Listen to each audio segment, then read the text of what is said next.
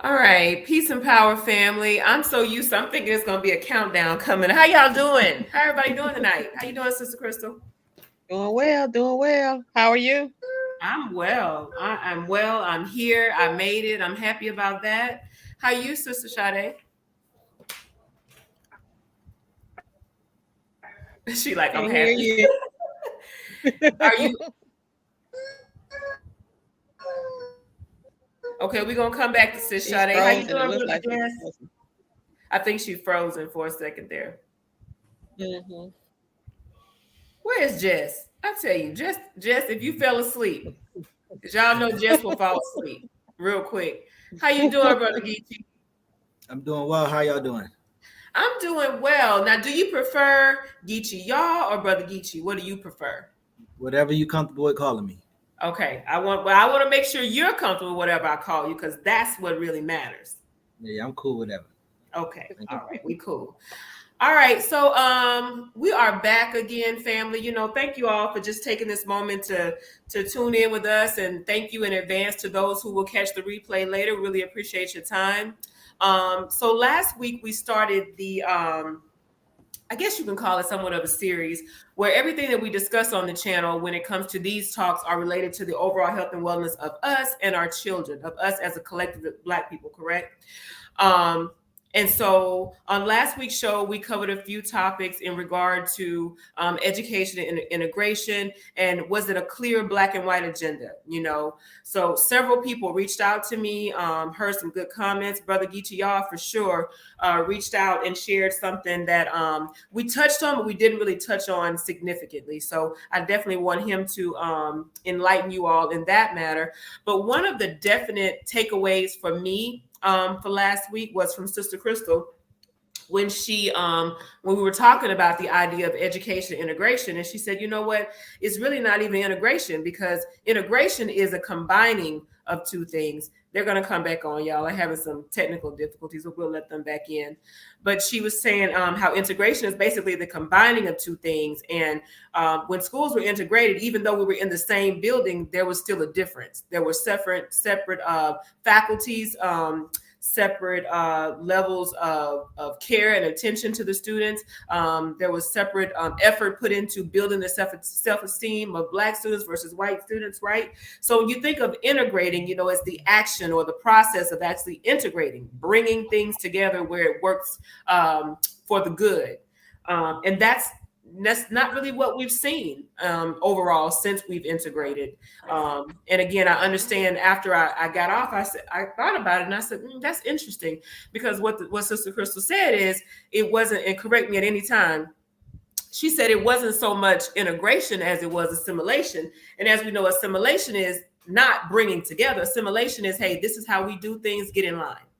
Basically, fall in line, do as we do as we say. And that goes into the school to prison pipeline. How, if we think about that, we're telling these children to come on into this school, fall in line. We're giving them those same routines and patterns that they see in the prison system, right? So we're not only bringing you in, or so-called integrating you, we're setting you up for this next path that you're going to be on. Either you're on this level, you've tested, when we get to those testing ages, you've tested and we see that, hey, we can use you here. But otherwise, you're going to be in this labor field. I need to get you structured for that. So that was a profound takeaway from me last week.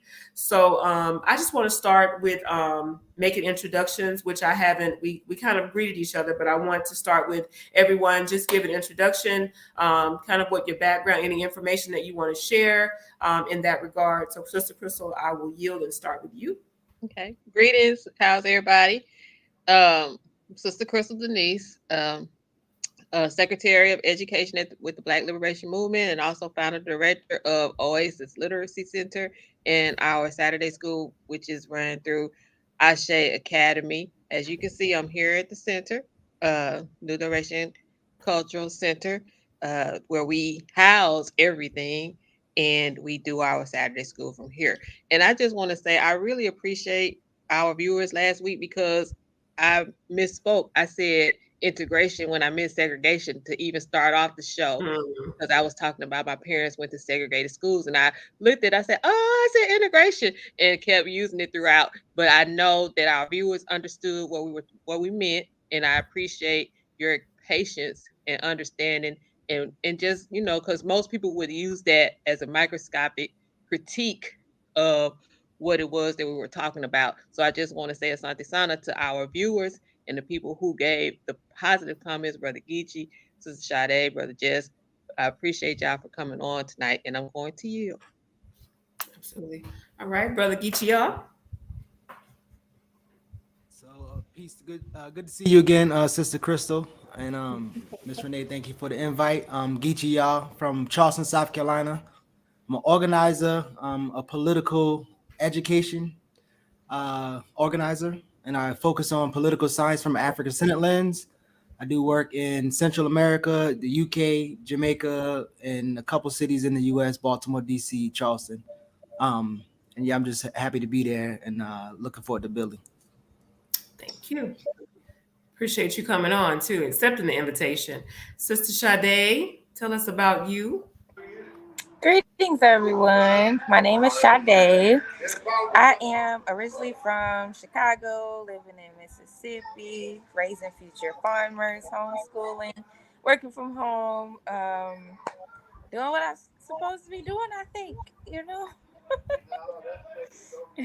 trying. You're doing. You're not just trying. Right. Yeah. Brother Jess.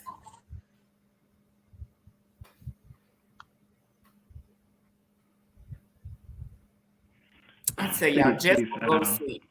Y'all can hear me? No, something's wrong with your connection, Jess. Yeah, barely.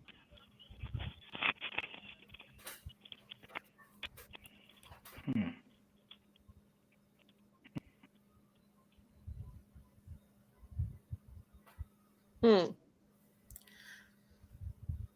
right, Jess, I'm gonna come back to you at any time. Just let me know. Text me.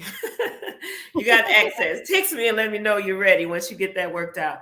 All right. So, Can you hear me now? yes, go ahead, Jess. I hear you.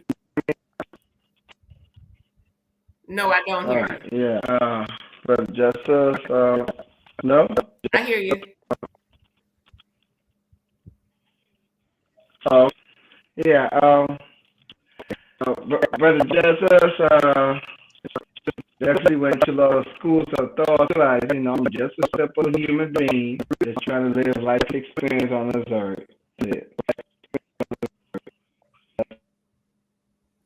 Yeah, Jess, we got to fix that audio, bro. All right. So, okay. All right. I'm going to keep this going. So, as I said last week, we did talk about that, and Sister Crystal clarified that we both did the same thing when it came to segregation and integration, kind of just follow suit as we were talking. So I'm glad that she did make that clarification. So, Brother Geechee, I wanted you to start because it's going to lead into the question. One of the first things that I wanted to discuss, which was the difference in the socioeconomic status when the students were, when we weren't no longer in segregated schools and so-called integrated schools. I have to say that now because Sister Crystal kind of opened my eyes on that. I really wasn't thinking about it that way, but it's so true. So share with you, you gave me some good feedback on that. So I just kind of wanted you to share that with everybody. And we'll go from there. So I think if I'm correct, a lot of times when we talk about integration and segregation, we misspeak, I think, by saying that Black folks just desired to be closer to white folks. And the reality is the schools were inferior, and the tax dollars and the labor that we give build white institutions for white people, and the funding didn't come to Black schools. So most Black people was fighting for access to resources, not to be closer to white people. And right. So Mr. Krista is right when she said this concept of integration was a trick bag for the white power structure, is to bring us into the space with them and have us be acculturated to their system. One of the things that we should always remember, education is a cultural defense mechanism. And so if these people are controlling the education, they're going to educate us to their culture. And so Absolutely. that experience was more of an acculturation as opposed to integration and or integration of public funds and resources. That's what we was talking about, integrating public funds and resources. Same tax dollars that we spend on sales tax, the same tax dollars we give with our labor when we get our little change from the power structure. Right. That should be directed to building our institutions. And when we're not politically organized, we don't get it. And so I think sometimes there's this unfortunately mischaracterization of what our ancestors was fighting for. And it puts us in this place where I don't know if we can curse, but we crap on, the efforts that they did to get us to the places where their lives was substantially better in certain aspects, right? And I don't think we should be able to forget that. So, absolutely, Sister Crystal, I see you have something you wanted to add to No, that. I was just, I saying in my head because it's so correct. Because a lot of times we don't even understand that our ancestors wanted resources. We needed And that's what resources it was. because, like I said last week, so many Black educators lost their jobs. Administrators, all these people when these schools were desegregated. Who suffers the most? It's just like with the Negro Leagues as well. So losing whole, livelihoods because, we don't get what we really deserve or what's rightfully ours. So yeah, I was just like that is so on true. point. I think it was Zora Neale Hurston that said, Black children don't have to sit next to white children in order to learn. We just need some money. Need the resources. Yeah. Absolutely. And so I want to pose this question to the panel. What is the biggest hindrance with us collectively that's keeping us from doing what we need to do? I know that there are many African-centered schools that are started and programs, but what is the biggest hindrance? Is it financial that's keeping us from actually focusing on education in a way where we produce students and children, and future leaders who come out being able to secure those resources? What's keeping us from doing that? To anyone who wants to start. Go ahead, Sister Crystal. You want me to? Okay. Assimilation. We have assimilated, man, and you have this bougie class, this caste system within the Black community now. So it's just a disconnect. It's a very big disconnect. Just from me looking in, trying to build, trying to expand Ashe Academy, trying to get students even into the tutoring Tuesdays at Kimmy Coffee. So it's hard to reach our people now because now we after the money bag. Now we on the money grab. So we have all these things constantly nipping at us, all this white noise, constantly, jamming up our frequency, our antennas, and we can't get the message clear. And it's some layers. It's some layers and involved with trying to get us organized and unified. I think it was Dr. Bobby Wright that said, we talk about the 60s a lot, but we don't talk about the 70s where white supremacy kind of reorganized and recreated itself and restructured itself after the civil rights movement. Absolutely. And got us all kind of discombobulated all over again. So just a litany, I think, a lot of variables in the equation, so to speak. Absolutely. And so, the 9 areas of battle, they work simultaneously to keep the system in place. And so we have to work simultaneously to try to, get this power that we need to create and find our own reality. I agree. Ashe, absolutely. Sister Sade, what do you think is keeping us from securing those resources? Then we're going to get to that comment. I think her signal is messed up again. So let me read this. In my opinion, from Anubis TV, in my opinion, it's participation. We have $1 trillion spending habit in this country. If we all agreed to be on the same page for a change, we would be good. Okay. What do y'all think about that? What do you I think, think Sister Sade? Oh, go ahead, Brother Geechee. no, I'm saying I think that's what the sister Crystal was saying. Um, the media apparatus has this way of sending us information that will have us being pro-black and anti-African at the same time. Oh, absolutely. So I know the brother or sister, whoever comment that probably didn't know and means the best, but one of the biggest myths is that black people just spending money wrong, or we got millions of trillions of dollars that we spending wrong. And there's just countless of data, research, data, books, content, lectures out there that proves that it's not true. And so I would say the biggest thing is us being politically disorganized, just as the power structure intended for us to be. For example, just today on our show this morning on Black Power Media, this whole concept of Brittany Griner, right? Most of us can't really see what's going on. And yesterday or last week, we had KJ, Kevin Johnson from St. Louis, who was murdered by the state. We have another person being murdered by the state soon. We have Mumia in jail.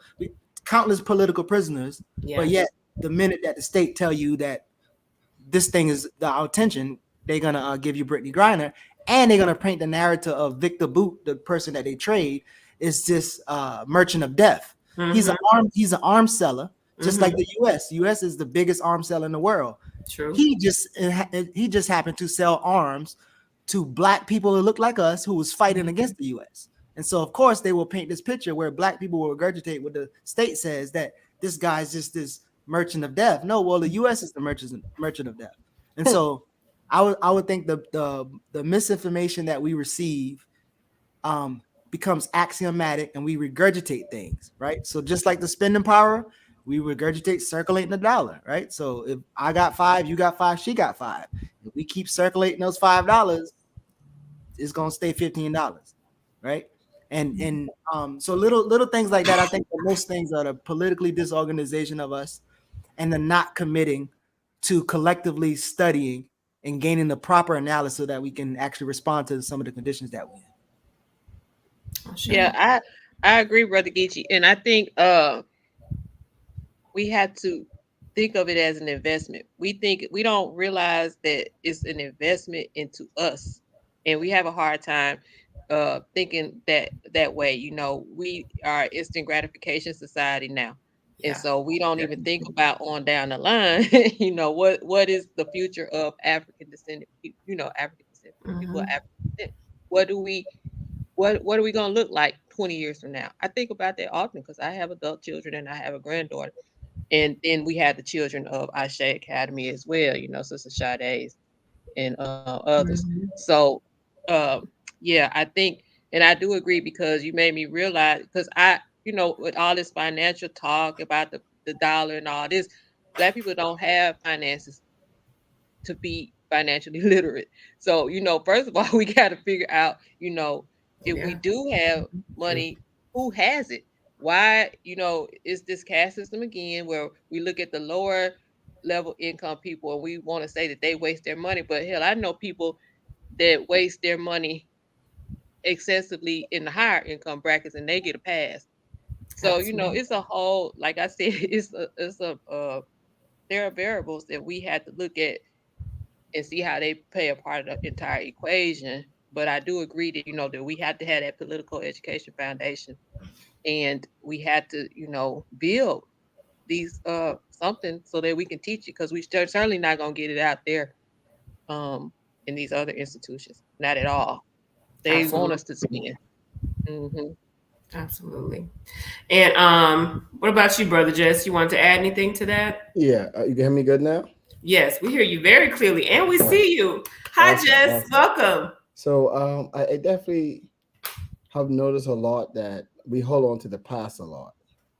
And a lot of times we'll say to ourselves, oh man, I've been through a lot and I've came through a lot and now I'm here. But we never talk about the future. I mean, the past only going to take you to where the past is until we want to choose to see a future that we can have a better life. So I think the past is a very hindrance point to us as well, and not just a past of this present life we're in, also a past of the actual physical life that passed down to the DNA that we were in as well too. Because I know we are saying we worship as we look at ourselves, but we are the blood of the ancestors. Those ancestors back then literally is us. We have the actual DNA in our blood. So we also have past experience through the DNA that holds us back as well. Of course, we also was brought here as products.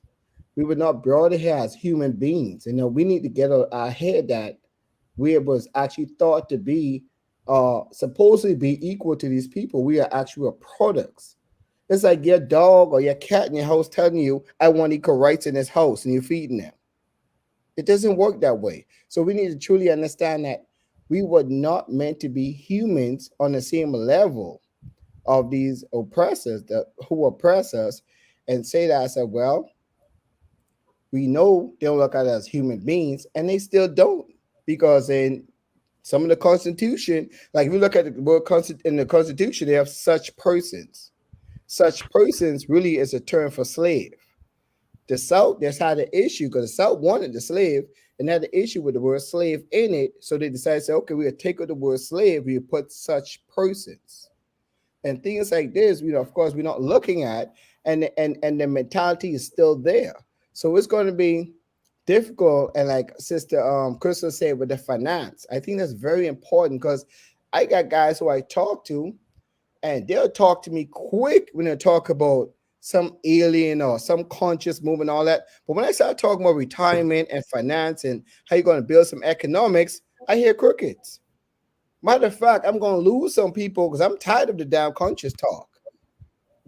How are we going to do something for ourselves personally? How are we going to, first you got to build within yourself. How you going to start budgeting? How you going to start taking care of your whole soul? And then go out and spread what you know of yourself and spread it to the community. Yes, it's good to learn the community, but first you got to take care of yourself.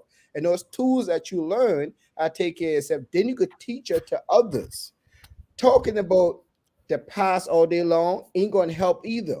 Because right now you got to pay bills. Right now you got to take care of yourself. Right now you got to eat. Right now you got to be able to deal with each other in the present right now. How do we start saying, well, let's look to the future and not always live in the past? I rest there. Okay, I'm gonna come back to you, Jess. What about you, Sis Sade? Oh, repeat the question. In short, what do you think is stopping us from being Right. able to be a resource and bring in? Okay. Multiple things. I really can't pinpoint one thing. Because we do have different groups of people doing different things that slowly, continuously progresses us forward. Mm-hmm. So, I don't know who it was, but someone said that we're not as disconnected as we are distant. So it's connecting with those like-minded, near and far. Letting go of fear of failure, fear of self-doubt, everything. I still self-doubt my homeschooling methods, but I'm still doing it. So letting go of that fear and just dreaming, I guess. A lot of people have stopped dreaming, have given up. Um,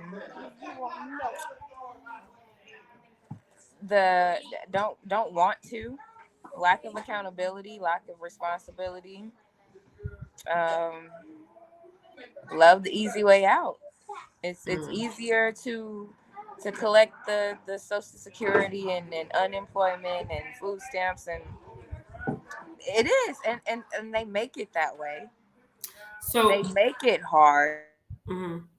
So you feel like that we're not coming together to create those resources, or get our students in the right mind to that, because you think most people are just lazy, just not wanting to do it. And just, you're saying that people aren't doing it because they are stuck on the past or too concerned with what's happened in the past, and they can't move forward, in short. When you talk Like, about economically, mhm. really running a country, really running a nation, Obama ain't ready for that. Ain't nobody ready for that. It's too much responsibility for that. Hush. Hush. It's Okay. yeah, too much for some. Okay. Jess, I wanted to come back to you for a second. Because again, it was basically the question was more or less like what is, if we know that resources, not having the resources is one of the biggest hindrances. Wouldn't you agree that understanding what we've done wrong helps us to do what's right going forward? So you have to have some information from the past, right? You have to be able to have that, history to say this is what we didn't do correctly, this didn't work. So now what do we do? I guess for me, the to sum this up, because maybe my question was very, very broad. I'm thinking now it probably was very, very broad. So that would be on me. But I will say this: when we think about assimilation, and I'm getting now into basically the socioeconomic differences between, the white students and the black students in the public school setting. Even when they're in so-called the same class, there's usually a difference, right? Do you think that, and I want to tie this into African-centered education versus the public education setting. Do you all think that the need for assimilation is greater to black people than establishing our own and making sure that we are in the right mind and we're teaching our children to be able to go out and bring in those resources, or stopping us from doing it because we're just comfortable assimilating? Is it a level of comfort now? It's like, if I go the African center route, I really got to do some work. This is going to cause me to do a little bit more. I got to change what I'm doing. I got to release some of my comfortability. But if I just send my children to public school, no matter what, how much money I do or don't have, as long as I can, get them in the right labels and have them in here looking the same way where they assimilate, then that's okay. I'm just throwing my children away for a few, and I don't want to offend anyone by saying that, but I'm really just trying to bring this back to the simple, as simple as it can, because I know it's not really that simple. But is it comfortability? Is it just, I just want to fit in? I want to fit in. I don't care if I do have it, if I don't have it. I'd rather put everything I have into making my children look this way so they can just fit into this public school setting, get out here and work and do whatever, as opposed to us coming together collectively, securing the resources for ourselves, establishing those institutions, pouring into our own institutions. What's stopping us from doing that? Is it assimilation? So, all right, to answer real quick, when you asked me about the past thing, right? I'm saying you don't get stuck in it. Mm-hmm. Because a lot, I mean, you would hear this thing be repeated 100, 200, 300 years, probably to 1,000 years down the road, and we continue doing it. Mm-hmm. So being stuck in a position of time is no good because you never live in the present. And if you never live in the present, there ain't no future for you.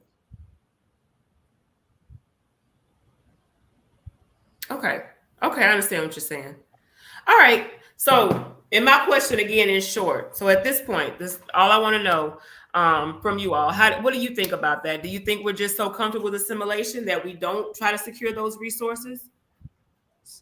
So I don't think, I think it's more not knowing the information than anything else. Not understanding how it works.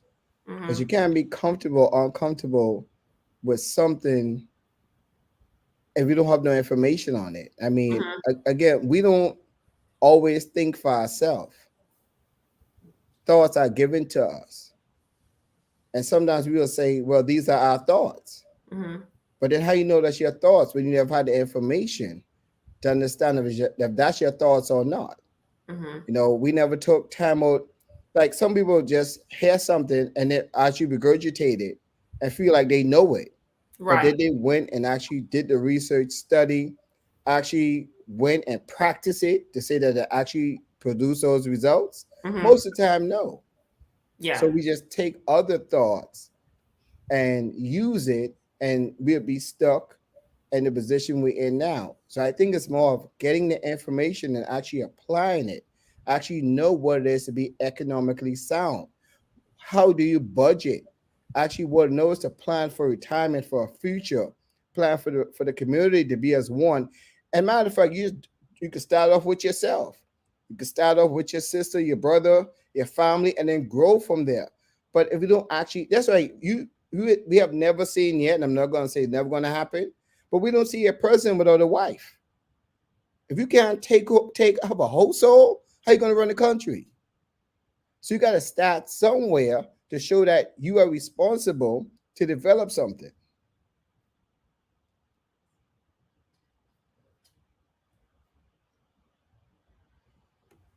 Can you hear me? I can't hear you for some reason. I can hear you, Geechee. Okay, now I can hear you. Oh, maybe you on mute. I was on mute. No, okay, I didn't hear you. Okay. So I was so- muted. yeah. I think so. What I'm hearing, I'm hearing so for instance, like when he said something about we can't think about the past, but he was talking about the past, so it was kind of confusing me. And then just now, excuse me, I'm near the city, so there's a lot of noise back there. But this idea of I'm hearing like two different things. Like one thing, study and understand and stop regurgitating information, and then the next thing I hear regurgitation of information. So for instance, there's always this concept of like black people need to be financially literate, we need to be financial savvy and all this other shit. And that's not how it works. Like black people are actually, in all studies, we are the most frugal and the most financially stable with our money. We just don't have a lot of money. And so asking me to stretch $2 instead of paying me more is an easy thing to do. And so that's why I said this idea of political science, we look at it from a bird's eye view, from an African-centered lens, and start asking the right questions. If you people are poor, the right question is not, are they financially literate? The right question is, how do they become poor? And when you get into that question, you'll see violence in public policy, right? The state enacts violence on us, the capitalist enacts violence on us, and there's public policy that protect them. And so when we talk about what our kids need to know, Baba Baruti talks about this often, and some other people. There's a difference between a jegna and a mentor, right? A jegna prepares the people to fight and rebel and put themselves in the best position where they are liberated. A mentor teaches you how to survive within the times. Well, if the times are parasitic, then you're going to teach them how to be a parasite as opposed to be a revolutionary. And so I think it's important that when we talk about what we're teaching kids, we need to ask ourselves, are we teaching them to fit in the system, or are we teaching them to destroy the system? Now, destroy the system don't sound too comfortable and it doesn't sound too sexy, but that's the only way around it. All right. So I said we should not be stuck in the past. Just update that information, what you said. Definitely, I don't think no one should be stuck in no situation. You should always better yourself and move forward. And as far as regurgitating, whatever you speak, you should be able to put it into practice, not just only speak on it, but actually live it to prove that it is right or wrong, or it's good or bad in your life. I mean, we all going to regurgitate at one point of our life, but what I'm saying is put it to practice. So that way, not only a form of regurgitation, but you may say it, okay, let me see, does this work? If it doesn't work, then you leave it alone. If it worked, then you take it along and probably help others to know, hey, this actually works. So I agree. I think theory and practice are very important. There's this scientific desire we want to make sure this works. But again, when you don't have theory, when you don't have analysis, and you do practice, here's a common quote you hear: "Man, I ain't got time for studying. Bump all this talking. I'm about that action." Most of those people don't have an idea what the hell's going on, and they just act, and moving and walking around in circles. So simultaneously, if you look at any revolutionary that ever exists on this earth, they are student first and a revolutionary second, and then they do it simultaneously once they get going. Every last one of them, women, men, whoever. And so I think what happens is when we go with things from the wrong analysis, we we just become like, there's this concept called the woke imperium, right? Everybody's conscious and saying stuff, and then there's these staunch militant activists. People just doing stuff. It doesn't matter if it works or not. They're just doing stuff. And I think when you don't have the right analysis, that's what happens. You just end up doing stuff. So yes, I think practice is important, but there are some times when there has to be a little bit more words and studying than there will be action and practice, because you have to get it right first, right? I don't know what backgrounds you come from, but even people who celebrate the Bible tell you to wait on your ministry, study the book first, then get active. Sometimes you get active and it doesn't be fruitful. So Yeah, and that's one of the reasons why, I always stress, we have to do the work and theory at the same. We got to do it all, because a lot of people will say, well, we got to heal. Well, where are we going to heal? Where? Where? Because we can't heal out there in their institutions, in their settings. We have to have the safe spaces to heal. So, and when I first started, I was like, man, what? I was like, oh, I know what it is. I know. We are wandering in the wilderness because we're all getting information at different ages and stages in our life.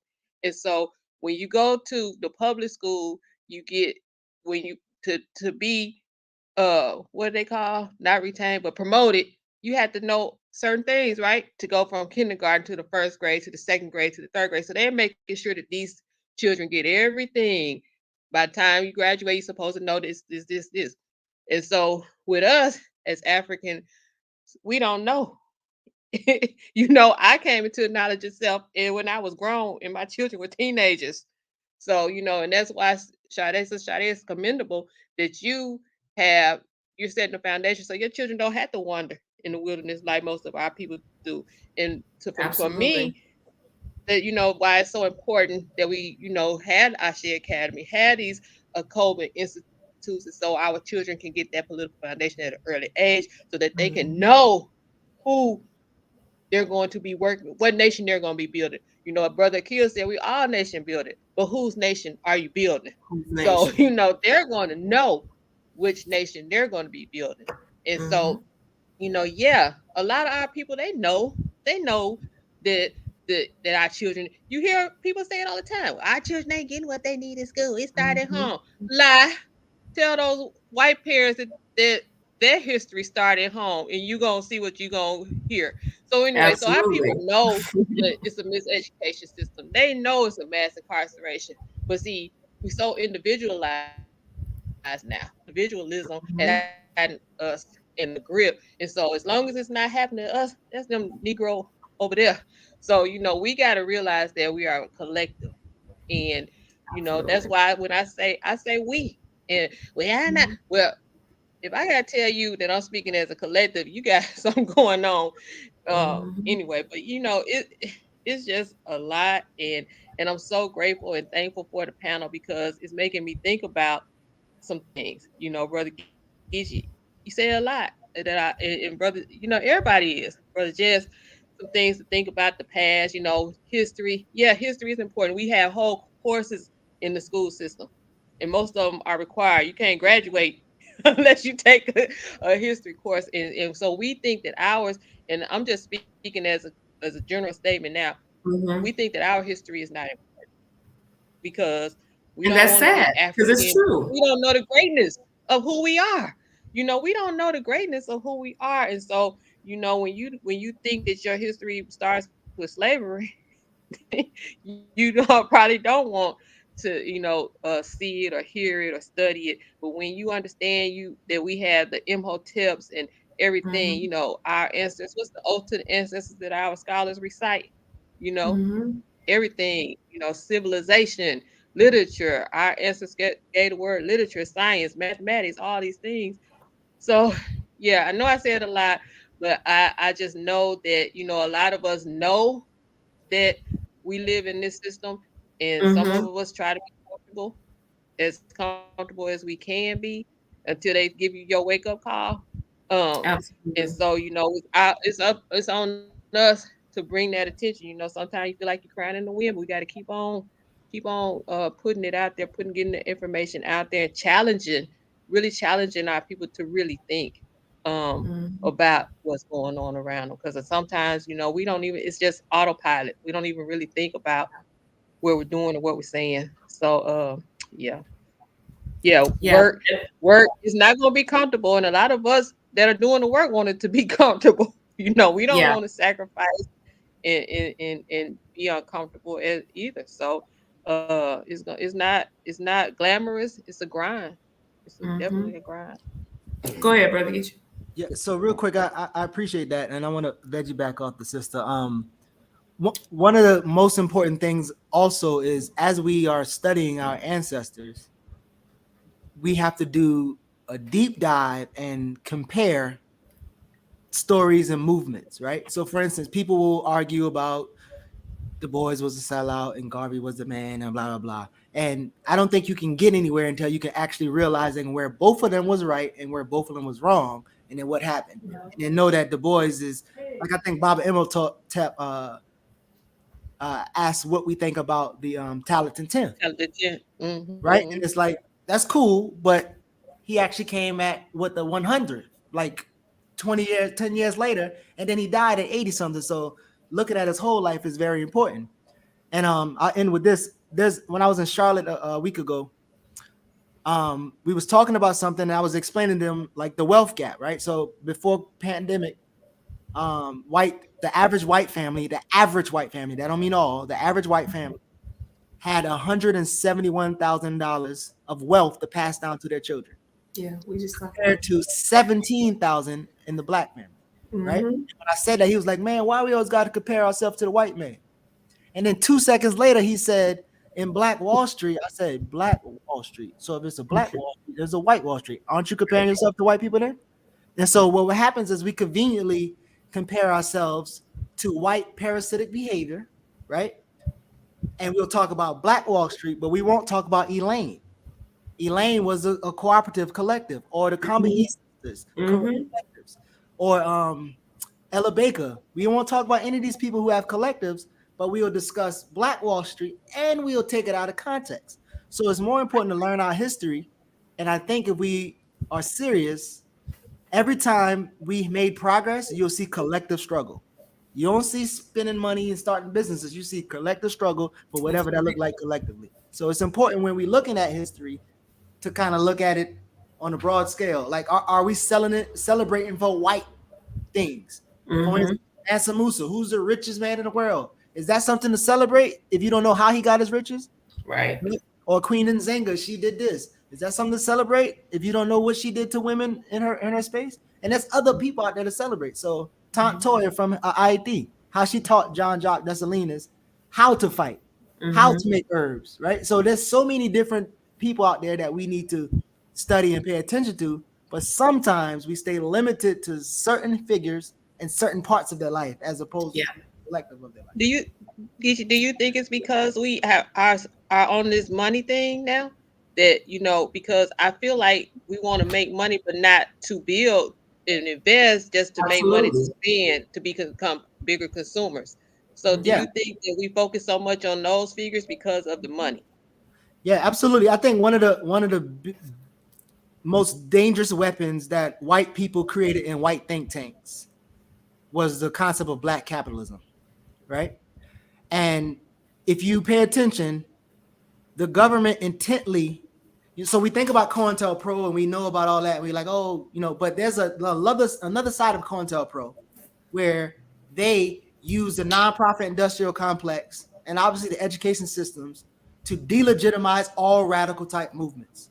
So the government literally said, we're going to change this concept from black political power to black power, meaning black capitalism. And they actually created a couple black capitalism programs and made them fail. Soul City in North Carolina is now in a prison. It was one of their little projects to convince black people that all they need to do is have grip with money. And so, yes, majority of people are focused on getting money. And if you look at all the grants and the nonprofits and all these state funding, it always goes to small businesses. Not universal basic income, not free healthcare, but small businesses, because they know that small businesses have to swim with big sharks and they're going to get gobbled up with the big sharks. They know that. And you have to get your money from the black community, put it in the white banks or even a black bank, and both of those bankers are going to give loans to white communities, not the black community. So the system is not even like, every time people say the system is set up to fail, I don't even know if they know what that means. It means, as E. Franklin Frazier told us in '69, the concept of black business is a myth. A black business meaning it's a black version of something that's not black. And so, yes, we so focused on the money because we think money, is going to buy our way to something, and that's not how it works. We have to be politically organized in a way where we're willing to put, and this is uncomfortable, put our bodies on the line, right? And that's what it is. Right, because I remember you said something, and I'm gonna yield because I know we need to go back to the integration. But you said, I heard you say some time ago that we are not going to shea butter ourselves out of this, and it really made me think, because that is so right. Because if we are not providing a basic necessity of life, then we're really gonna keep funding their economy. Because if you had to get your resources or supplies or whatever it is for your business from someone else, you're not creating those things, then the concept of support black business is great, but is it? So it's just some things to think about. And when we had the educational institutions, the things that we need to be teaching our children. Okay, so we had agricultural initiative here at Ashe Academy because we want to control the process of growing our food. We say from land to pan, from conception to consumption. And so we plant the seed, we harvest it, we sell it, we create products from what we are growing as well. So that's just one controlling the system, so to speak. So you don't have to, then you create your own seed bank from what you have grown and things of that nature. So that's, one idea that we're trying, we're teaching the children about controlling the system. No, I don't want nobody to mistake. I will buy my black T-shirts, and I brought this from a sister. Right. We don't I brought this from a business. sister, but she just got to know she ain't gonna liberate us by selling us T-shirts or selling us rings or giving us haircuts or twisting us up. That's just not how it works. Into it, right? Yeah. All right, Sister Mila, you can have your show. Absolutely. No, it's ours. It's not mine. It's ours. It's ours. It's ours. No, I'm absorbing everything. But when Brother Geechee reached out with his comment, I said, yeah, I'm going to have him on because we need to talk a little bit more about it. And, it's more than just because a lot of times when we think about what our children are experiencing in the school setting, it comes back to the women.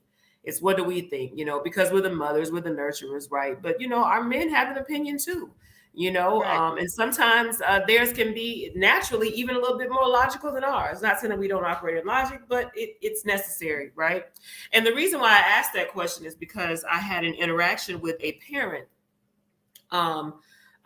last week, and it was in regard to her son in high school level telling her that he didn't want to come back to school if she didn't buy him this particular thing. Because, and this is a lot of the schools that I contract to, they're lower socioeconomic status where a lot of Black children, because I feel like no matter what I do, if I contract in public, private, whatever, it's got to be Black first. I got to figure out how can I help my students, that's important to me.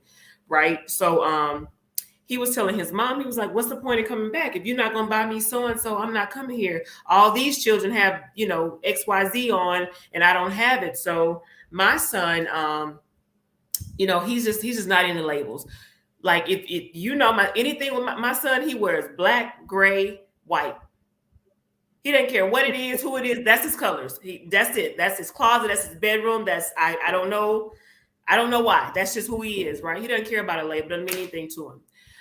So he was overhearing the conversation. He said, well, why is that such a big deal? Why is somebody saying that they don't want to come to school and get an education? Or, because they had that homeschool experience first, because I was a traveling speech pathologist for years, and eventually, they get older. It's like, no, I want to go to school. I want that experience, whatever.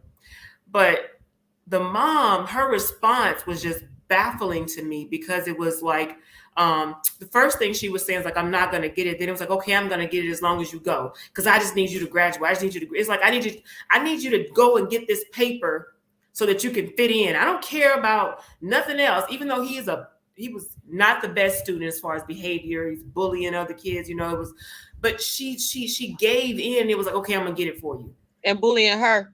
Right.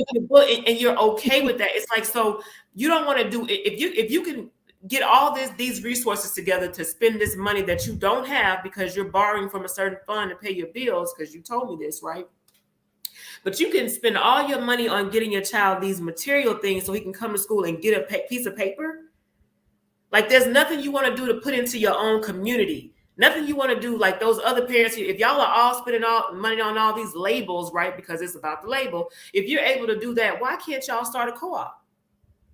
You know, why is it just about getting this paper so you can assimilate into this system? So that was something that just stood out to me. It happens so often. I know that's not like a singular incident, but it just was really profound in the fact that she gave in, because she said, okay, you close to graduate. I just need you to get that degree. If I get this, you make sure you graduate. It's like we're just throwing them away. You know, I don't want you to be a revolutionary. I want you to be a worker. I want you to be a well-dressed worker. And that's it. So I guess those are some expectations for some mothers for their children. And that leads me into my next question, y'all. And I don't want to keep us too long. But with parental involvement, what do you all think is the biggest the difference? I mean, we know what it is, but if we're just stating it for everyone else, what's the biggest difference between how when the white parents have their children in the schools, their parental involvement, as far as the black parents have parental involvement? Not saying that no black parents are involved, but why is it such a big difference in the level of involvement when it's in the public school setting, but they won't put them in these other settings because what? Why do you think that is, Sister Crystal? Oh, I was gonna let Geechee go. Go ahead. Yeah. Okay. I mean, yeah, I would go back to like the the political socioeconomic conditions that we're in. Majority of parents are working and trying to survive and trying to get resources for their kids. So I mean, that in itself is one of a political creation that a lot of white parents don't have to deal with, and or some of these schools have resources for those parents and those kids. So I think it's always important to look at the situation and not to so there's an explanation, but that's not an excuse, right? So this is why these things are happening, and we should know that and organize around it, right? Mm-hmm. So it's not this concept of like, oh, well, the black man and the white man and all this other stuff, but it's more so like, if you look at, there's some real consequences for segregation, for enslavement, with forced labor, exploited labor. There's some social and political consequences for that, and we're living in those consequences, and we just can't dream or pray or buy our way out of that. We have to go right through it. But until then, we will be, have to go work and balance two jobs. Like one of the things I was thinking about earlier, because we was talking about this, like, because two of my co-hosts, they went to private schools, but they were actually poor. So it's kind of like everybody got Lexus and your mama driving up in a Toyota, like whatever, not a Toyota, little, whatever car it is. And I didn't have the luxury. I mean, there was a private school, but we had that type of money. Right. And but when it was time for school shopping, I used to actually dress like I had money. But the reality was I was working for the guy who sold clothing. And I didn't get paid because I put my money back buying clothes. So my mother paid for the clothes, so I had to go work to do it. So and last, even with the Black Wall Street thing, the young brother who was accused of rape and put in jail, Dick Rawlins, he was a star football player and a top student. But he actually had to quit school so that he can work shining shoes so he can help his family out. You know what I mean? So it's like most of our conditions are like that.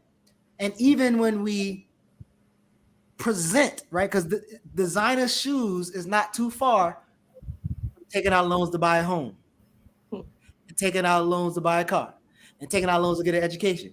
Because you look like you got it, but you ain't really got it, right? So it ain't too far from it.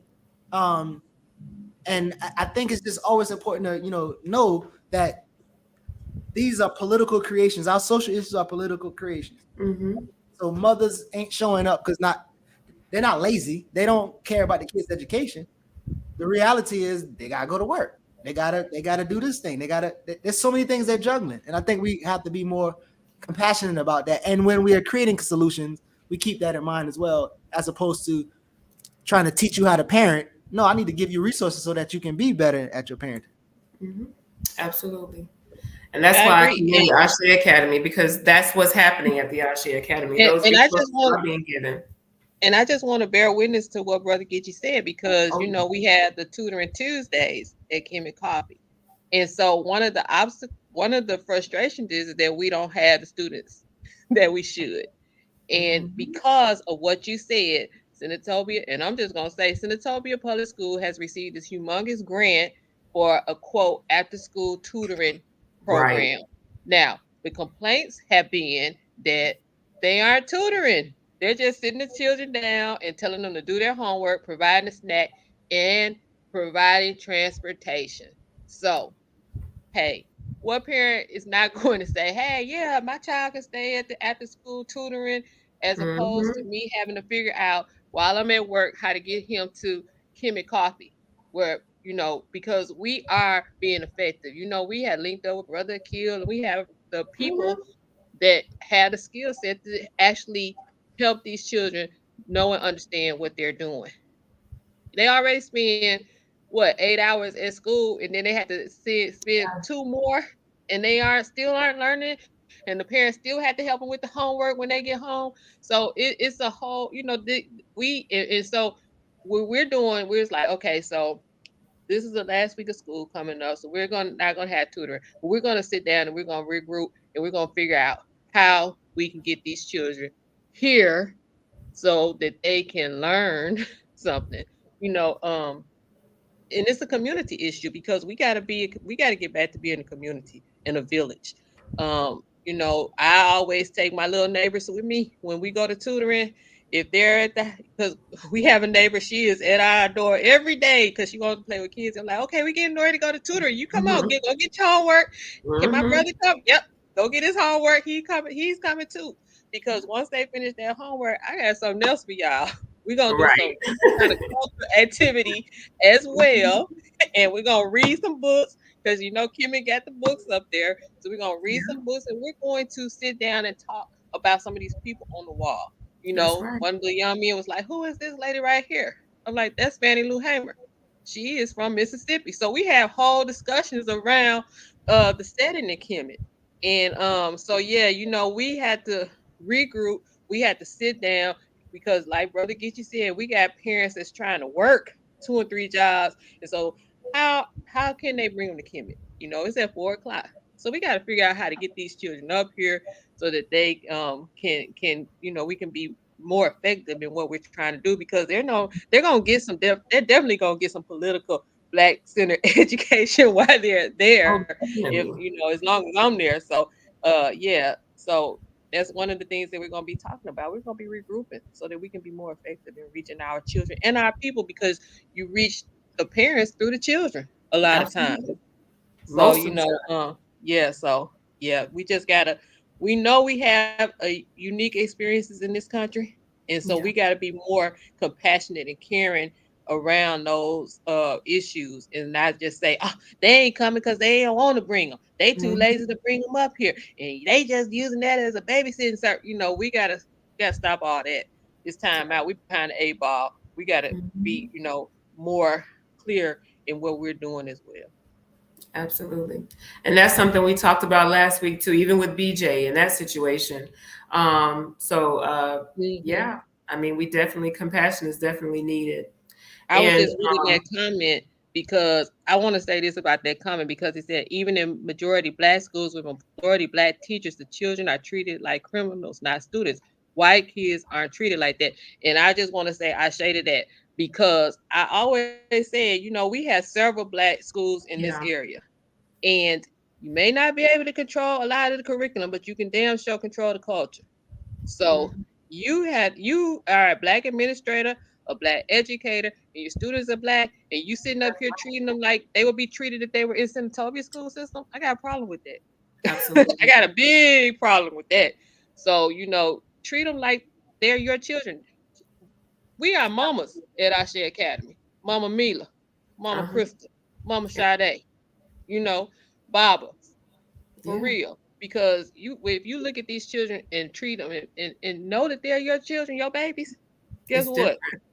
it's a whole different level of the energy is different and the Mm-hmm. culture is different. So Yeah, yeah, we can reciprocally. create the Yeah. culture. Mm-hmm. Mhm. The students even interact with us. The scholars even interact differently because there is that, Mama Mila, Mama, because it's different, and they know it's a village vibe there. That's what's going on. So, wow. This is really enlightening. So I hope that everyone is definitely getting something. I'm loving the flow because literally y'all are basically leading into the last thing that we're going to talk, which is the self-esteem and the overall health and wellness of the. Well, Jess, did you have anything you wanted to add, brother? Before I move through, I think Jess is having some difficulty. And listen, thank you to all you who tuned in. Anubis TV, Sister Tiana Mills, Brother Abanye, AC the comedian. If y'all don't know who that is, he's a really, really funny guy. I'm not gonna get on him because he's gonna say something about me on here. He just had a show last week with Dave Chappelle in DC. Y'all, he be dragging me. So anyway, but so and I was supposed to go to it, but just couldn't make it. Everybody who joined, just being honest, everybody, we appreciate y'all for pulling up, truly. But so we were talking about parental involvement, and Brother Geechee, y'all talked about exactly. Y'all kind of are just really taking what I was gonna say, which I like it because it shows that I've chosen people, or we've chosen each other who have like minds, because that's the biggest thing. Parents working. Our parents work so many jobs, or or other things that they're doing where they just can't commit. They're taking care of elders in the home. Sometimes it's just so much going on, or a lot of things that are hindering them where they don't have that old money. They're not born with a silver spoon. They can't fall back on that. They got to get out there and get it. So that does take a lot from our students. So with that being said, I just wanted to close this out with talking about again how all of this impacts the overall health and wellness of our children, especially in regard to their self-esteem. I wanted to just add a positive with that. I can say that when your students are enrolled in African-centered programs, especially like the Ashe Academy, as Sister Crystal shared, there is the political education, there's the agricultural education, there's health and wellness, not just PE. We're doing yoga, we're practicing mindfulness, they're understanding how to write certain things, how to build, how to sew, arts, crafts. Like, we're working on developing the whole child at Ashe Academy. So when you're able to do that, in my opinion, and what I'm seeing, and I'm in another state, but what I do is virtually, unless, until I come in town and then I'm there, which we're going to talk about things in a minute. I'm trying to finish this first. Y'all know I get all the time. But anyway, so, but I'm out of town, but still when I'm invited in, the children are engaged, they're involved, they're asking questions. They remember these things. They feel loved. You can tell, they light up when I come on the screen, and some of them are like, I watched the channel and I did the workout. And Miss Kenzie, honey, I can't get out of anything without doing a spider pose. I got to do the spider pose. She just don't play with me on that, right? But the self-esteem that I see, the difference when children are in African-centered schools and they have those familiar relationships with their instructors, Mama Mila, Baba, what they know this, they understand it's different. The care is like, even when you were talking, Sister Crystal, about Kenzie having that assignment, and you said, oh, we talked about this already at the Ashe Academy, and she remembered and she lit up. It's like, oh yeah, somebody looks like me, was able to do this. So I think that when we do parents, I know sometimes there's a financial barrier there, but again, I did a homeschooling co-op where I was the English and social studies teacher for the people in my community, and I was traveling. But even then, Zoom was a thing. We would still do it virtual. We did whatever we had to do to make sure those children got what they needed. And many of them graduated at 14. They got out of school early because, school is basically structured just to keep you in the system long enough to get you of a legal age so they can push you out there, and, we know the rest. But the difference for children who receive African-centered education, even if it's at home, homeschool, or in a center like the Ashe Academy or others, it's so beautiful to see because they see themselves as more than just workers, as commodity. They see themselves as positive members of a community, and they are aware of what nation they're building. So when you're aware of what nation you're building, the work that you're doing, that to me just truly, truly contributes to the overall health and wellness of our children. So I don't know if you all wanted to add anything to that, but I want to say I thank everybody for coming on to the panel tonight and your contributions. I definitely gleaned a lot from this, and I'm sure that many people watching, and again, those who will watch the replay are going to get something from it. So I would just say, in regard to our children's self-esteem and that difference, I would ask you all to leave a closing remark in that regard. Sister Crystal, ladies first. I'll start with you. I'll go to Brother Jess and then Brother Geechee. I agree 100%. One of the things that I tell people all the time when we're talking about African Center is the first thing you need to do is get that system that we're used to out of your head. Yeah. Stop using that as the standard.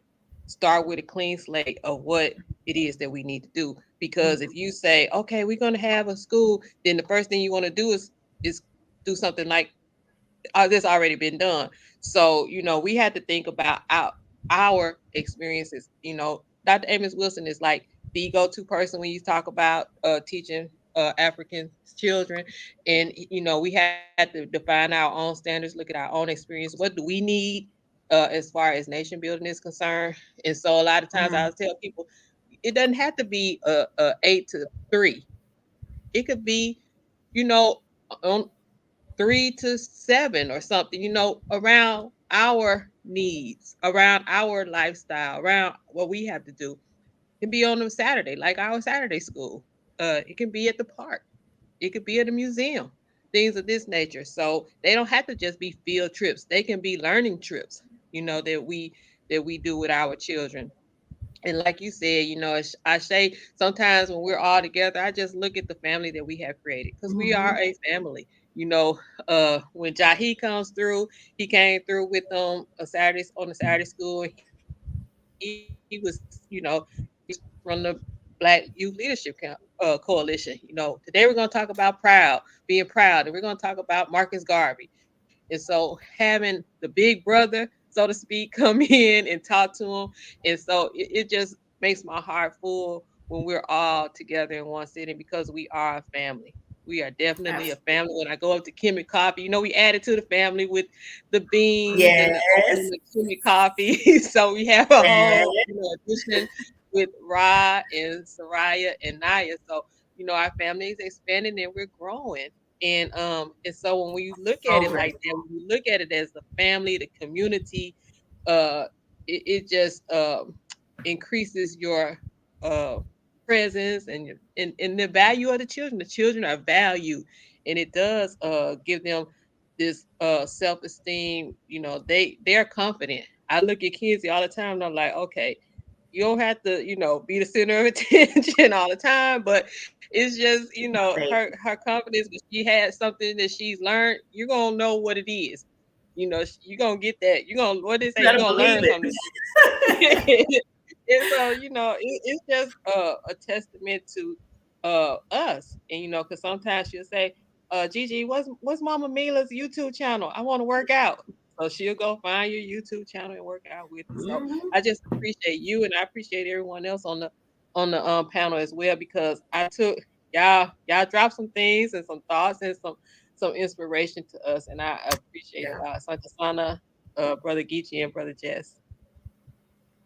Absolutely. Brother Jess, how do you think do you repeat the question? Yes.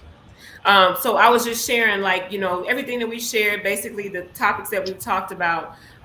Do you agree that, when we're involved as parents, as a community, basically, when we're doing what we need to do, does that positively contribute to our children's overall health and wellness? Or do you have any thoughts about that? Any differences, anything we should do different or add to it in any way?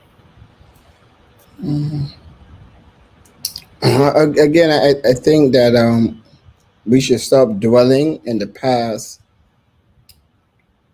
at a high percentage and start making these past ancestors come alive in the present day. We could talk about Emotet all we want. That's just a talk. Who's the Emotet living in this present day?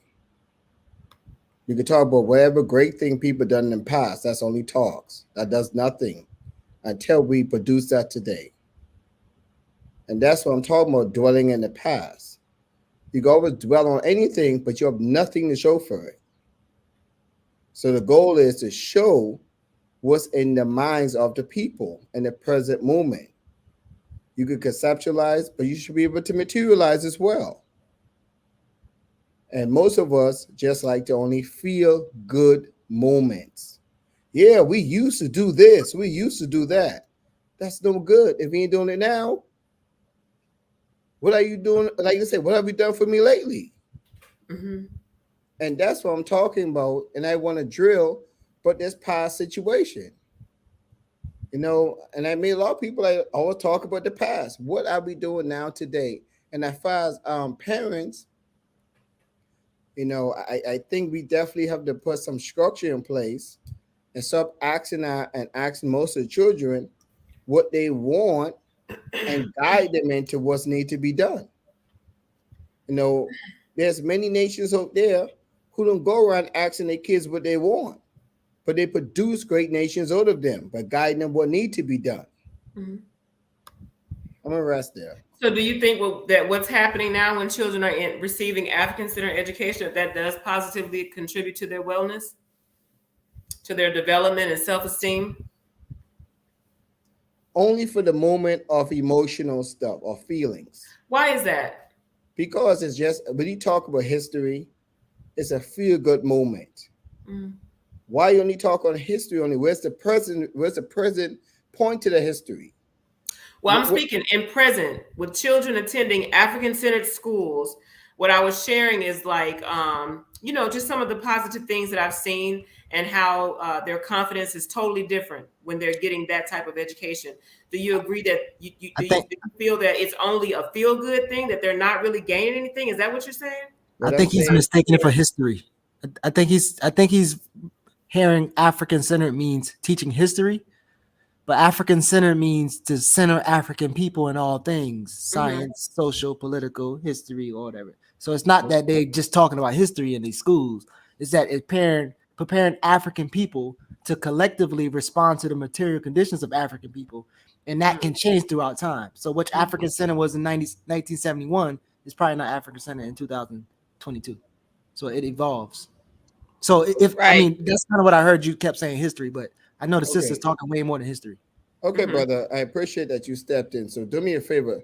Show me somewhere where I can look at right now where a group of people are practicing these things you're talking about. Well, we're doing it at Ashe Academy.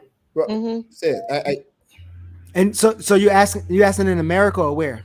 Because again, no matter where that. Show me where I can go look at a group of people right now.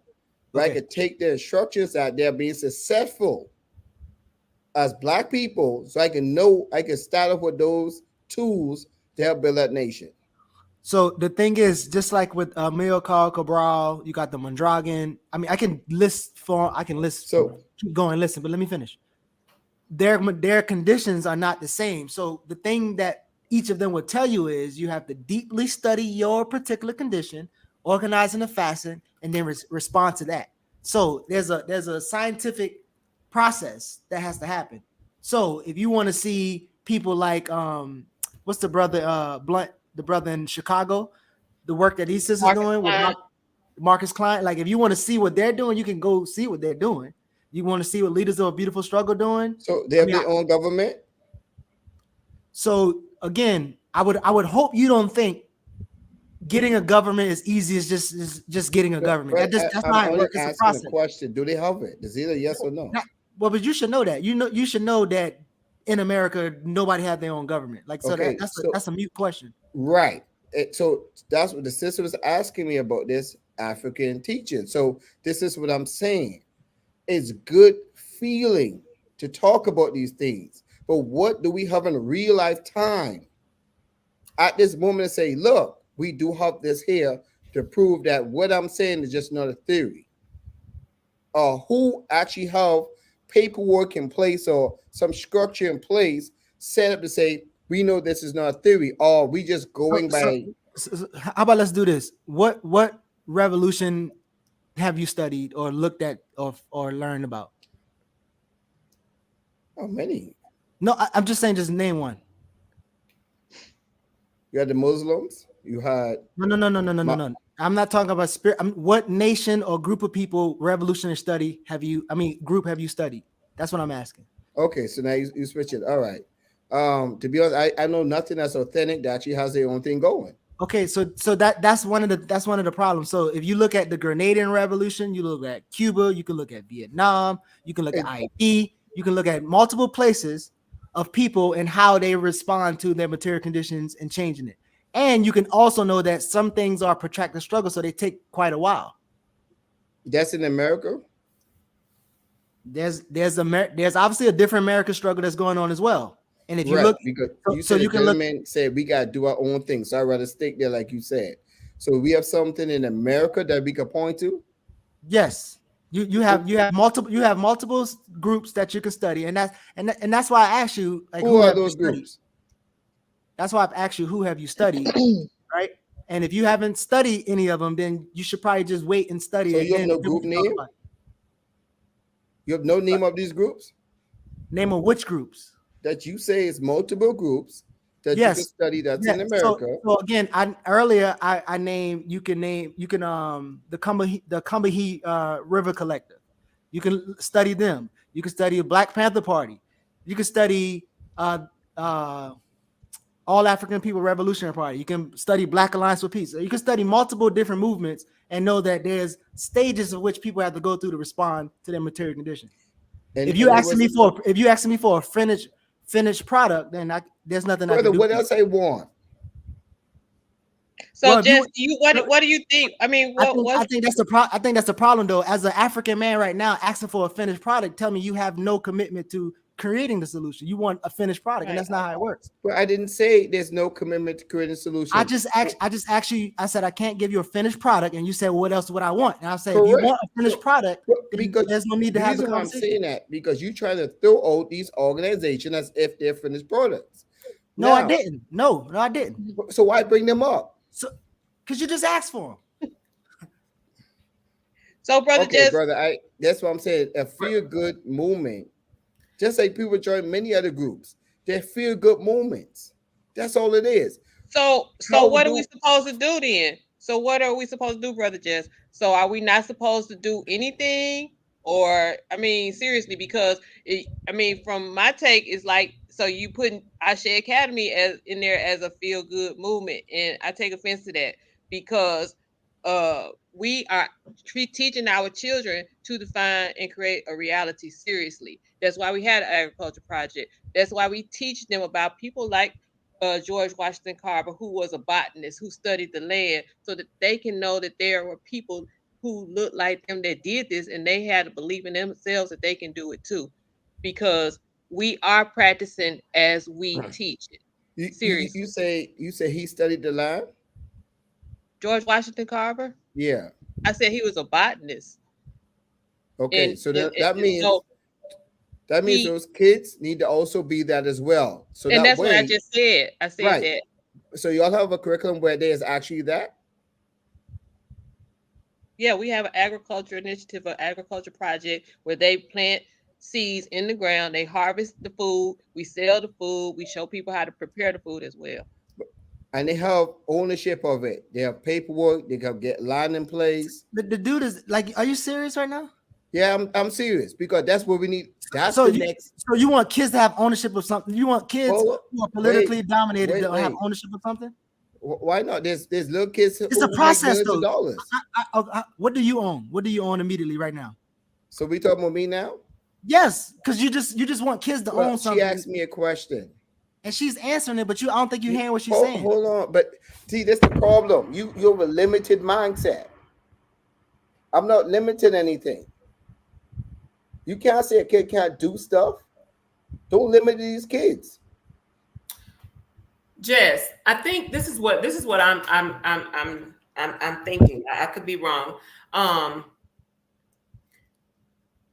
Again, Brother Geechee explained kind of what African centered is. We're not talking about necessarily the past, like what happened in the past. We're talking about right now, what's happening in real time at Ashe Academy and at programs that are like Ashe Academy. And we're stating that, well, I just shared my perspective, and what I'm seeing is that, seeing our children, increase their level of self-esteem, and how that does positively impact their overall health and wellness, how they get affirmation, knowing that, guess what, I'm not just getting this education so that I can work. I'm getting this education so that I can build. Not only can I build, I know that I'm building a nation for my people. I know that I'm doing something. So I understand what Crystal was saying, in that it's kind of an offense in that, because Ashe Academy is her baby. It's our baby, right? It's her baby, but I'm saying it's, for me, it's my baby too, because I'm putting into that, and I do see a positive increase, as far as the children's overall health and wellness, their self-esteem. So that's kind of what we were talking about. So I think something got lost in translation. Well, I never got to finish replying. You're talking about you going back. Right. But Sister Krista was saying, so because the brother thing, the kids can't go no further than what they are as kids. So, hey, listen, I'm not about to let you misrepresent me. I didn't say the kids cannot go further. So, well, like, okay, I think more so. No, listen. I think more so, you projecting saying I'm limited in my thinking, but I think perceiving what people are saying, you're limited at that point, because you're hearing. Right. I'm okay with that. I'm not okay, offended. but you're hearing something totally different than what we're saying. I'm not trying to offend you. I'm just saying you're hearing something totally different. But I want to respond. What I'm saying was, if you're teaching kids right at this level, asking them what do they own is kind of senseless. They're not going to be owning nothing at this point. So you misrepresented me. You just literally said, do they own it? You asked them, do they own it? Right, I asked you that, not the kids, because you jumped in talking about the kids don't go own nothing. I said yes, they could. I jumped in once you asked Crystal. You asked Sister Crystal if the kids own it, and that's when I jumped in. Said I talk about learning to own stuff. Hold on, the kids could learn to own things the same way how these Chinese have these businesses, and these kids out there at that cash register and learning how to count their money and those business. They're doing that in Ashe Academy. Everything is hands-on. This dude talking about model minorities. So that's what we're just focused on, our babies, and at the Ashe Academy, they're getting that. That's what that's kind of what we're saying. Right, controlling the process. From what I said earlier, we're controlling the process from land to pan, from conception to consumption. That's a process that we are teaching them. And so it's not just feel good. It's a whole system and a process that they're learning here. But I will say that they had to have self-esteem. They had to have a belief in themselves that they can do this. And they had to know that there were people that do it.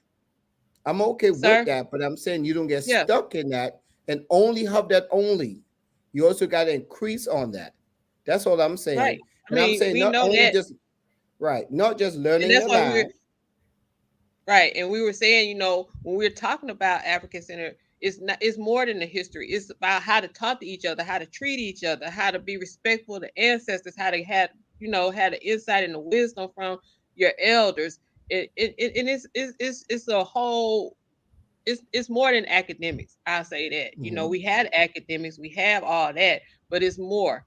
It's the essence of who we are as well. Because if you don't love yourself and love your brother and sister, what's the point of having the institution? And you can't nation build without it. You can't nation build without it. So yeah.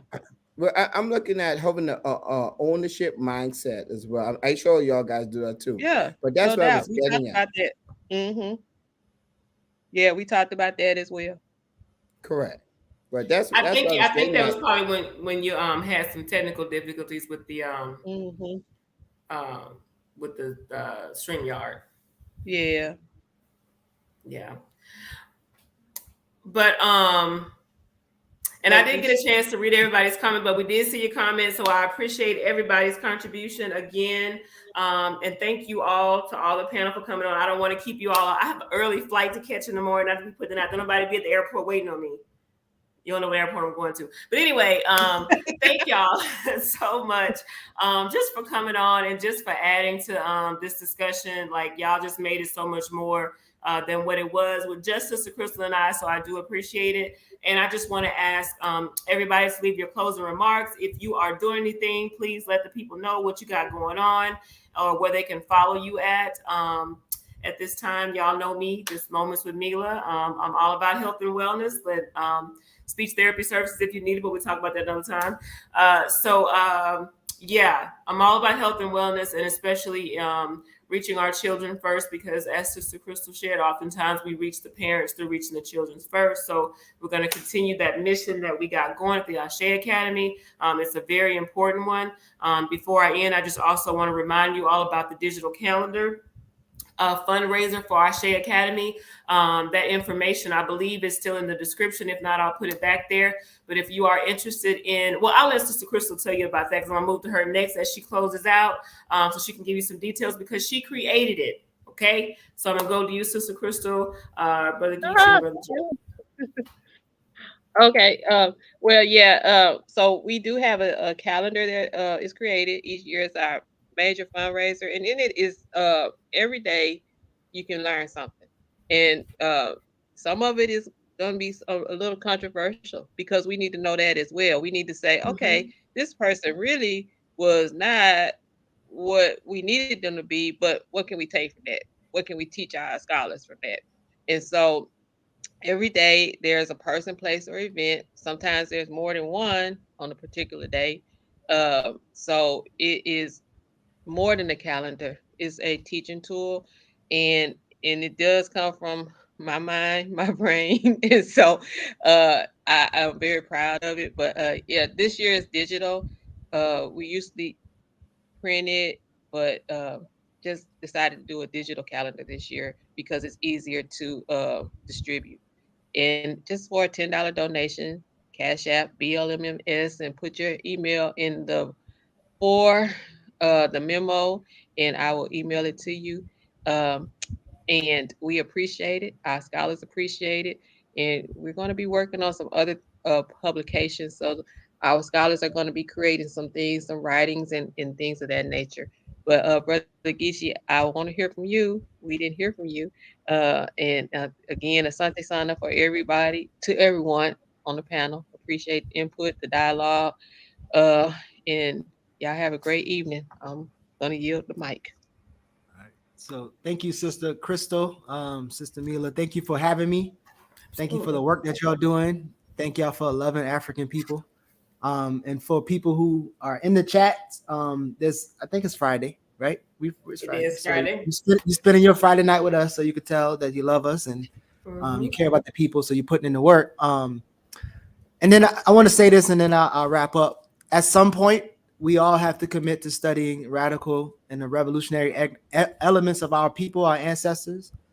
And then we would have to come to terms with nothing that we're going to get, nothing that we're going to accomplish was going to happen on this side of political education. It would have to be on after political education, after political organization. Those are the things that we're going to be able to get, because in those two spaces, you can gain political power. You can create confrontational solutions, right? Instead of punching down on Black people and less fortunate people, you can actually respond to the source of our frustration. So this confrontation will be mass demonstrations, civil disobedience, and all type of things. And one thing about changing our material conditions, it's important that we understand, like, poverty, the ghetto, the hoods, all these places are white created institutions. And in order for us to change those material conditions, we would have to understand how we got there, history, what's keeping us there, political science, then what's going to get us through scientific analysis. So it's important that we do that. And remember also that when we study our ancestors, we can see that a lot of the things that we regurgitate today is literally came from a white audience or a white think tank. And so Black power being redefined by white people and morphed into us as teaching business and ownership, business ownership. Without political power, the ownership ain't gonna mean anything, because any stats will show you that there's like 3 million black businesses with 0 paid employees. Yeah. Meaning they're the only one on their space because they don't have the capital or the political power. So I would definitely ask that people, if you're serious about the material conditions, study them, and don't be afraid of actually being wrong and being challenged and having struggle, because physical struggle can't happen for intellectual struggle. So it's important that we do that. Ashe. Bro, Jess. Wait, and before I say that, Bro Geechee had a particular comment. One of my naughty people saying that she'd like to take you out to pick your brain, but she said you're a beautiful black man, but she's happily married. I tell you, these sisters come over here. And I want to say, because look, stop. I remember that sister. I remember that sister name. I think she wasn't nice to me one time I was in the chat. I remember her. But if I'm ever in your city, I take you and your husband out and we can go build anyway. That's nation building. That's what's up. And I want to read because Brother Patrick said he couldn't comment in the chat, but he did send to my text. He said historical teachings of historical ancestry is primarily to inspire and ignite the imagination of young black scholars, which white supremacy educational institutions are not going to do. He said, our agriculture initiative is a practical program, and he and his family are the owners of the land, thus for making our scholars that learn under farmers, himself, he's a farmer, and we repeat the process on many other levels. So he just wanted to share that comment as well, right? Because we do have ownership of the land. Right, that's very awesome what the brothers say, to spark and unite. It don't mean to live in the past. It means to bring the animation to the present. Right, and that's exactly what I'm talking on. So brother's correct what he said. Right, and listen to a little more Sister Crystal, like Sister Miller said, I did have some issues with my internet, that some stuff was said I probably didn't hear. So I definitely appreciate what y'all guys are doing, because it was some parts I probably did miss. So if I come off that I did not, look good at it, I apologize. But I heard what you said, and it's some great stuff, because again, there are some feel good moment stuff out there. And you would not be one of those who looking to go forward and make sure the past don't live in the past, but the past is also here in the present and will be in the future. Arrested. Hey, where you from, man? You sound like you from the South or Grenada. Where you from, Jess? Oh, originally from the Bahamas. Oh, close. Right. Charleston, Bahamas. Yeah, I know a couple. Okay, that's what's up. Cool. Yeah. Oh, and she said she just misunderstood you before.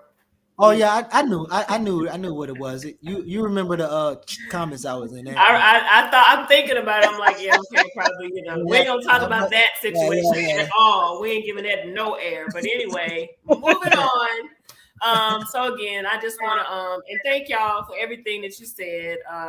We appreciate it. And Sister Crystal, Sister Naki said you are glowing. And I appreciate that, Sister Naki. Look, I had to hit the gym. Sister Mila got me in the gym every day. It's important. It's important. So I did hit the gym when I got off. That's right. Y'all know black women still leading in clinical obesity. We are bigger than our men. Well, I ain't, but I'm just saying we got to do better, sisters. Okay. All right. That's a part of our children being well too, when they can look at us. And my son told me that one day. He said he was proud of me, and I asked him why. He said, because you're you. I said, what do you mean? He said, you take care of your health. You know what I'm saying? And a brother shared, he's letting you know that he ain't got to worry about putting you in a home or because you're doing the work, and he's seeing that. So he's going to look for that in his partner too. So at any rate, that's a whole other show. We may talk about that another time. All right. Yeah. I thought this was going to need 3 parts, but I think this is enough. And the biggest takeaway for me is compassion, is for us to approach our parents with compassion, because sometimes it's just work, it's life, and it's a lack of understanding. So as Brother Geechee said, get out there, do the reading, do the research, find out the information, get yourself in the know, and focus on let's just do better, right? Let's do better. Let's repeat this, whatever you can do, let's just do better. All right. So remember, if you remember nothing else, watch this show. Check out everybody on the show, and nothing, absolutely nothing tastes as good as being healthy feels. Until next time. Peace.